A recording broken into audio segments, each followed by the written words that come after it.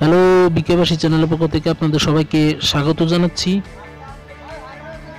আজকে একটা নতুন কাজ করব, বাড়ির কৃষি কাজ বা বাড়ির সাংসারিক কাজ যাই বলেন না কেন।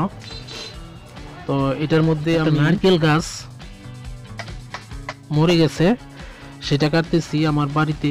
অত্যন্ত রিস্কের কাজ, পাশে কারেন্টের তার আছে, বিদ্যুতের তার, তার মধ্যে পড়লে ছিঁড়ে যাবে। এবং এই পাশে আছে আমার এক কাকার ঘর, তো তার মধ্যে পড়লে ঘরটা নষ্ট হবে।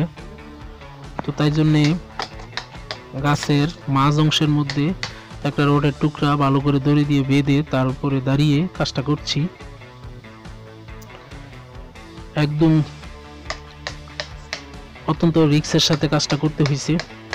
দড়ি দিয়ে নিজেকে গাছের সাথে বেঁধে নিয়েছি, তারপর চিজেলের সাহায্যে আস্তে আস্তে আস্তে আস্তে করে